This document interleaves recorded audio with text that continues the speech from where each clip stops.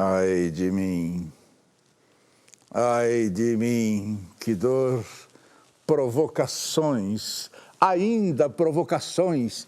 Devia ser apresentado por Eurípides, uma grega, um grito grego para apresentar provocações. 13 anos completos no ar, provocações, caminhando no incerto e idolatrando a dúvida. Agora o ano 14, esse programa pode não ser uma janela aberta para o mundo, mas é certamente um periscópio sobre o oceano do social. Provocações. Aqui hoje, um grande pianista brasileiro, claro que menos conhecido em seu país do que no exterior, muito admirado nos palcos mais sofisticados, palcos europeus e americanos. Ele surpreende por seu talento ao piano e por um outro talento insuspeitado, o de ter escondido por quase 30 anos que era praticamente cego. Há 9 anos, ele passou por uma cirurgia delicada e hoje, enxergando melhor que muita gente, ele está aqui para conversar sobre isso, sobre a música, a vida, as pessoas, as coisas e sobre tudo o que ele mais quiser falar. Ele é Marcelo Bratti. Marcelo, pianista de fama internacional. Você tinha 7% de visão num olho e 2% no outro. Como é que você conseguiu esconder isso do mundo? Me diziam que eu enxergava mal de um olho e bem do outro, porque como não tinha solução, é o que minha família e os médicos diziam. E eu achava que era isso, como eu não sabia o que era enxergar, eu mesmo não sabia em que grau de dificuldade eu estava. E eu fui sentindo isso através da vida. E tinha vergonha de ter esse problema. Meu apelido era Ceguinho, Fogo Cruzado e tudo mais. E a minha família sofria com essa questão da visão. Eu achava que eles não queriam ouvir esse assunto, porque não tinha solução. Então eu fui criando subterfúgios para disfarçar, acho que até de mim mesmo, esse problema que eu só aprendi que eu realmente tinha com 44 anos. O que exatamente você tinha? Eu nasci com catarata congênita e desenvolvi uma ambliopia severa no olho direito e um pouco mais branda no olho esquerdo. A ambliopia é uma atrofia no nervo óptico que impede que a imagem vá até a retina. Como foi sua infância? Foi muito alegre, eu sempre me diverti muito, amigos e bichos e muita música, porque eu adorava o rádio. Como eu não enxergava bem, o meu passatempo era um rádio Blaupunkt que meu avô tinha, que pegava estações do exterior nas ondas curtas. Então eu ficava ouvindo aquela coisa toda, ouvia a Radio Moscou, a BBC de Londres, com aquele chiado.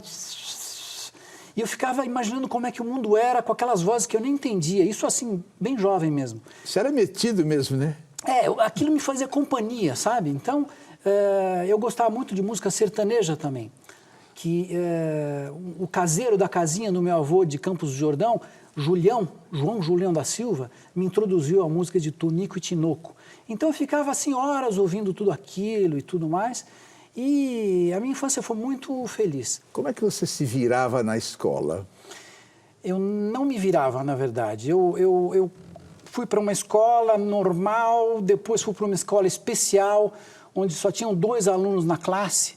Então eu ficava muito perto da lousa, eu não enxergava a lousa, a tia Lalá escrevia com letras enormes, né? E aí eu conseguia ver alguma coisa. Depois eu fui para uma outra escola, onde eu sabia ler um pouco, mas nunca enxerguei o que estava escrito na lousa. As pessoas iam lendo parágrafos, eu ia contando quantos parágrafos faltavam para mim, porque tinham 3 pessoas aqui, 3 pessoas aqui.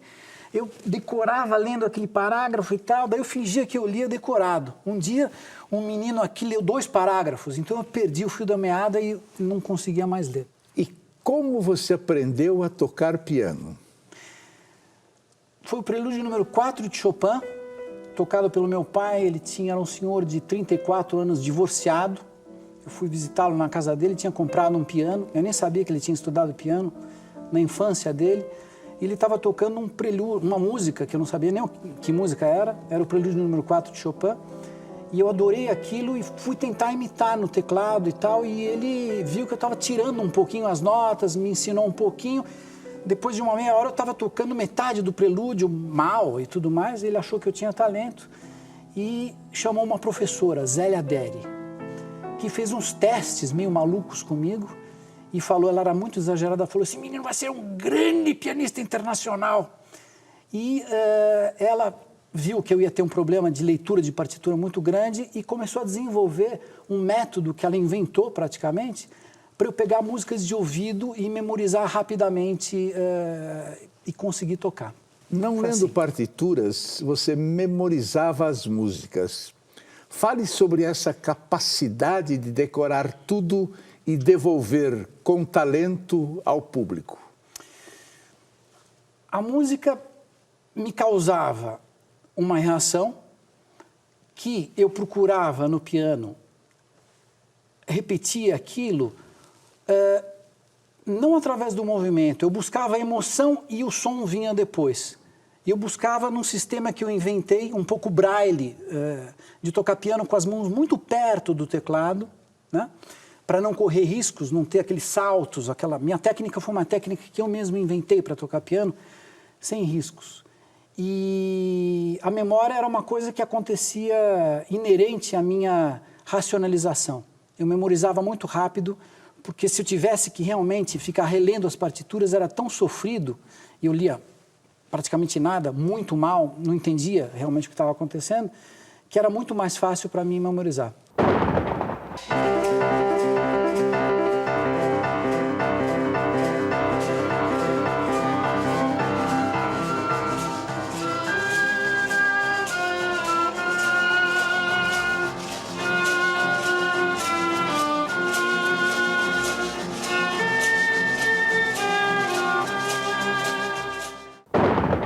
As pessoas que são cegas, elas não se consideram as pessoas normais, até porque elas não são totalmente independentes, né? Não, a pessoa com a visão muito pouca não são pessoas bem felizes, porque não vê o seu semelhante do jeito que a pessoa é, né? Aliás, dos que eu conheço, que são amigos dele, que são cegos, eu não vi nenhum triste. A minha reação foi, eu vou embora desse país, ele me chamou de cego, eu não sou cego.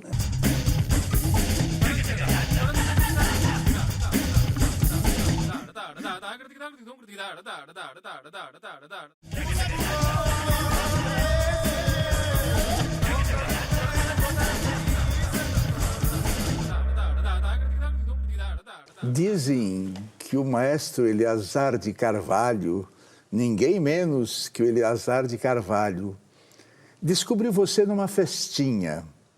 Que festinha foi essa em que até o Eleazar apareceu? Isso era uma reunião grande no Clube Paulistano, tinha um piano e um amigo meu falou, olha, toca alguma coisa, o maestro Eleazar está aqui. Eu tocava de ouvido só duas músicas, a Marcha Fúnebre de Chopin e o Concerto em Ré menor de Bach e o Prelúdio de Chopin, que eu tinha aprendido, 3 músicas. Aí eu sentei e comecei a tocar o Concerto em Ré menor de Bach, o Eleazar apareceu e falou, menino, toca o Concerto em Ré menor de Bach, toque o terceiro movimento. Daí eu toquei um pouquinho e ele falou, vai estrear comigo.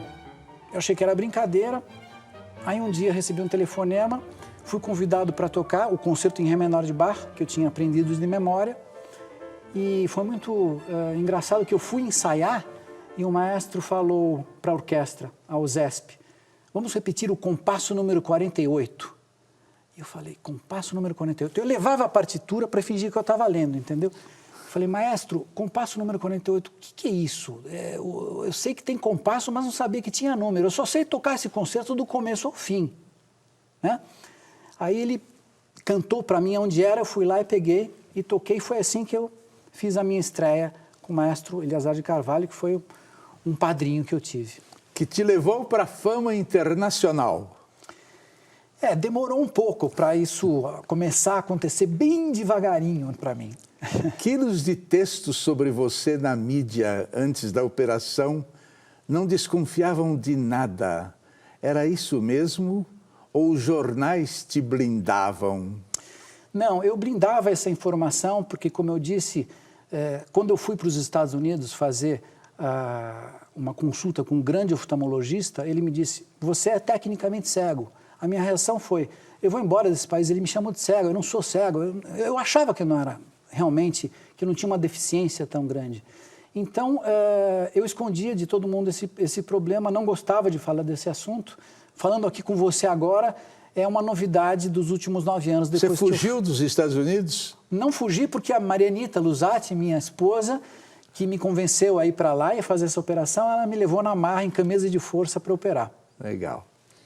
Você nunca pisou em falso, nem tropeçou no banquinho do piano? No banquinho não, porque eu decorava o meu caminho até o piano. Se tinha orquestra, eu ia lá enquanto estava tudo vazio, eu dava uma mexida no meu caminho, chegava no piano, mas eu tropecei muitas vezes em outros lugares. Lembro no Teatro Amazonas, por exemplo, que eu caí de praticamente uns 2 metros de altura e me machuquei e tudo mais. E tive muitos acidentes de percurso por aí, mas no banquinho do piano eu sempre me dei bem. Por que demorou 40 anos para se deixar operar? Eu fui a vida inteira a muitos oftalmologistas no Brasil, alguns no exterior, e todos diziam que eu era uma pessoa de um olho só, que o meu único olho que teria a possibilidade de recuperação era o meu olho esquerdo, o direito não, por causa da ambliopia severa que eu tinha. E eles me diziam que era muito arriscado fazer essa operação. A catarata congênita, ela tem outro tipo de raízes e eu poderia perder a cápsula que envolve o cristalino, porque eles tiram o cristalino e substituem por uma lente. Então, eu sempre falava, não, é melhor eu continuar com esse olho que eu me viro até hoje, mas era muito difícil, a minha vida foi piorando bastante. Aos 40 anos, eu ainda por cima comecei a enxergar ainda pior por causa da minha idade e encontrei em Boston o Dr. Peter Raposa, grande oftalmologista, que falou, eu garanto que vai dar certo e que você vai enxergar bem de um olho. Foi ele que te operou? Foi ele que me operou. Eu falei, então vamos lá. Foi no quarto do hospital, ao abrir os olhos, que viu com nitidez, pela primeira vez, o rosto da esposa com quem já era casado há 25 anos. Foi uma grande surpresa? Foi uma grande surpresa. Eu achei ela mais bonita ainda do que eu estava acostumado. Continua casado com ela? Continuo, ela está aqui presente, inclusive. Você também descobriu a si próprio no hospital. Conte. A primeira coisa que eu vi foi o rosto da Marianita, uma maçaneta de uma gaveta e a madeira. E eu olhei a madeira e falei, madeira, é você? Eu te conheço há tantos anos, mas você tem essa cara, maçaneta, você tem essa cara. Que coisa engraçada ver esses objetos que são personagens da minha memória, que eu conhecia de uma outra maneira e, de repente, conhecer realmente a face desses objetos. Foi muito emocional tudo isso. E, ao me olhar no espelho, lógico, eu fiquei horas olhando no espelho e perguntava para minha esposa, é isso mesmo? É isso mesmo? E dá para sair na rua desse jeito? Porque eu vi todos os defeitos na pele e achava que a coisa ia mudar, inclusive. Inclusive, eu liguei para o oftalmologista e falei, olha, tá maravilhoso, eu estou enxergando tudo, mas as cores estão erradas. As cores são fosforescentes, são chocantes.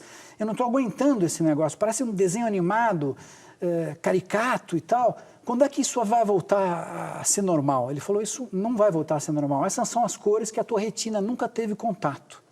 E até hoje, olhando você aqui, essa mesa com essa cor de melão, né? Parece um desenho animado, é muito, muito chocante. Eu não estou acostumado. Eu quero ser o palhaço desse desenho animado. Um palhaço simpaticíssimo. E a visão do piano assustou? Sim, porque o teclado, para mim, era uma mancha branca com uma mancha preta. Eu não via muito a divisão entre as notas. E quando eu vi pela primeira vez, eu vi, inclusive, que tinha um espaço entre o teclado e dava para ver o feltro vermelho lá dentro, né? E foi muito, muito bom ter visto tudo isso.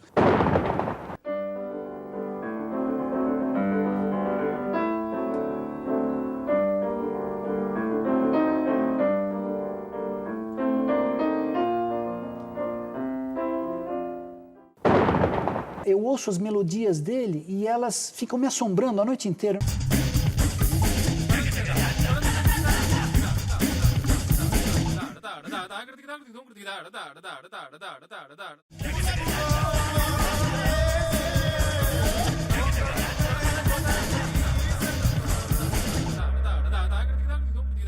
Vejam só que descoberta a de Marcelo Bratic.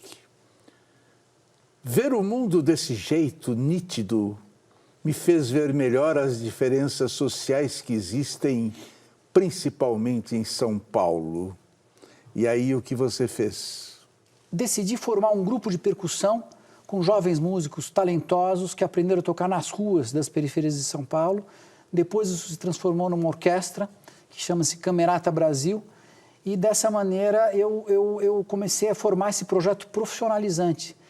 O meu interesse inicial era pegar uma pessoa que nunca tinha tocado realmente, que aprendeu a tocar nas ruas ou nas igrejas e não tinha um embasamento acadêmico, e fazer essa pessoa tocar um repertório muito, muito bem, para poder tocar comigo.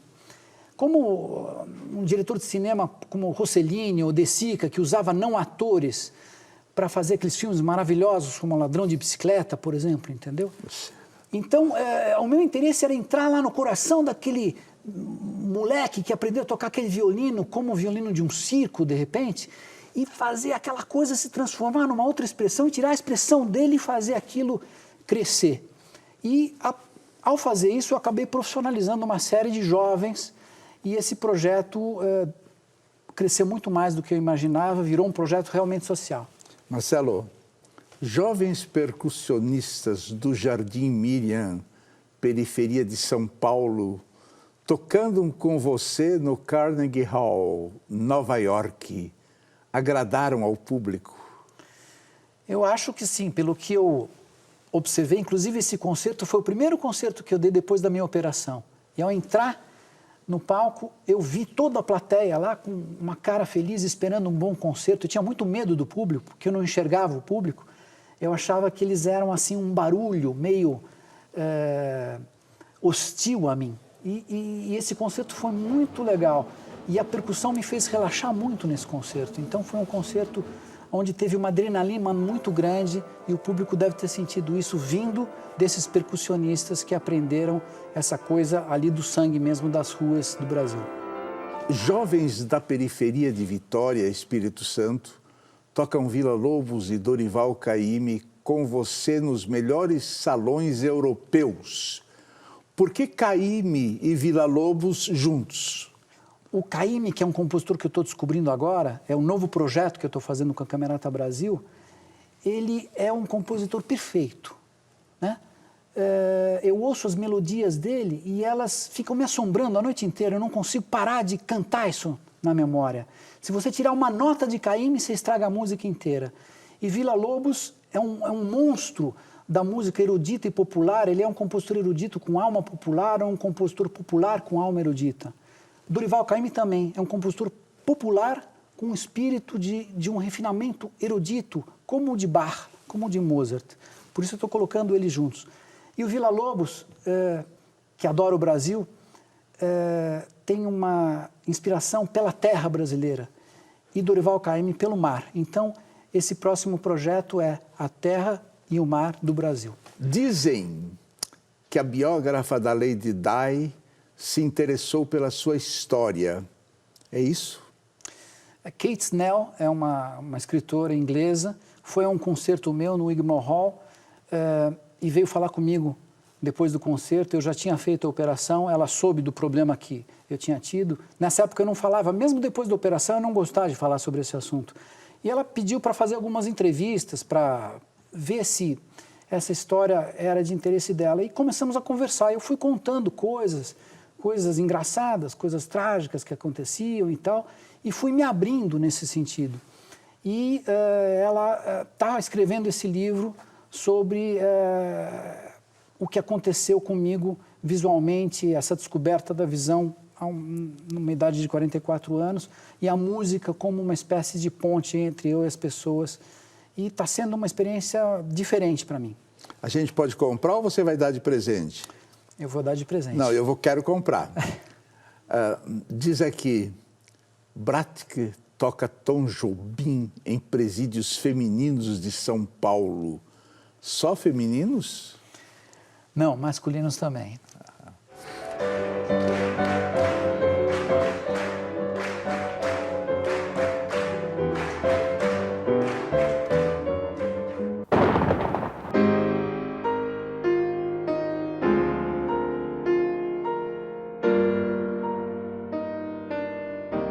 Há 9 anos você disse, não li mais que 2 livros na vida.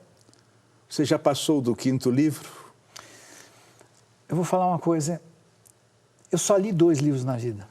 Escoteiro Bila e Lanterna Mágica, que é a biografia do Bergman. Esse eu comecei a ler muito lá atrás, eu lia pedacinhos com dificuldade, depois quando eu operei eu devo ter lido esse livro umas 20 vezes mais ou menos, é uma espécie de texto que eu revisito muito, que eu sou um grande fã dele e acho esse livro incrível.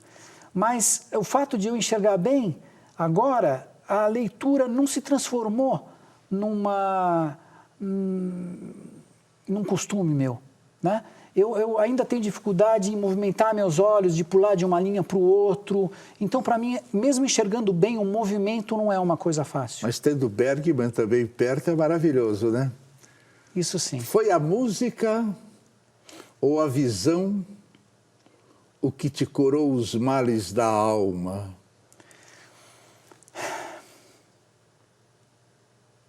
Pausa tchecoviana, hein? Vou mudar. Quais são os seus males da alma? Meus males da alma são, às vezes, não conseguir viver o momento presente. Você chora? Choro. Muito? Não. Você chora diante da beleza? Sim, é ótimo, é muito bom. Marcelo Bratic, 53 anos. Em que momento da vida você acha que se encontra? Num momento de improviso muito grande, num momento em que eu quero arriscar muito mais do que eu arriscava, não só na minha profissão, mas na vida em geral. Você está pronto para encarar o fim de tudo? De jeito nenhum. Você mente? Minto. Você é religioso? Não. Como é que você gostaria de morrer? De maneira alguma.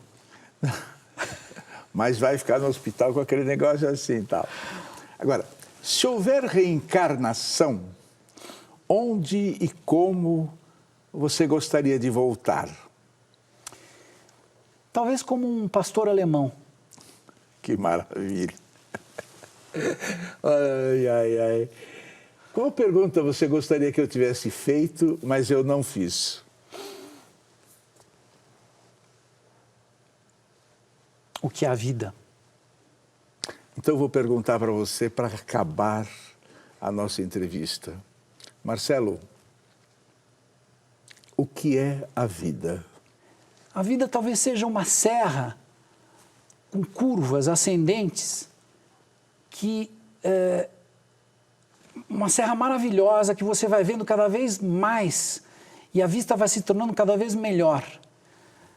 Você está sempre sozinho nessa estrada, embora você encontre animais, pessoas, e você se sente solitário nessa estrada. No fim dessa estrada parece que, ao que tudo indica, tem um abismo. E tem gente que gosta de body jump, né? Para quem gosta de abismos tem que ter asas, né? Exatamente. Nietzsche. Exatamente. E esse abismo pode ser uma coisa maravilhosa ou não, mas por enquanto eu não quero encontrá-lo. Então eu vou perguntar para você para acabarmos a entrevista. Marcelo Bratic, o que é a vida? É um improviso. Improviso? Nada concreto? Nada, a gente está improvisando o tempo inteiro. Eu estou improvisando aquilo que eu estou falando com você. Então dá aqui um abraço, que a única coisa falsa desse programa é o abraço, que eles fotografam você e só sairá, não sairá nunca no jornal, mas se só saísse, só sairia se você morresse ou eu.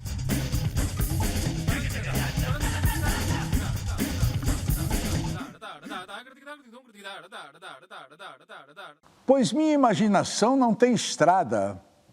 Eu não gosto mesmo de estrada, eu gosto do desvio.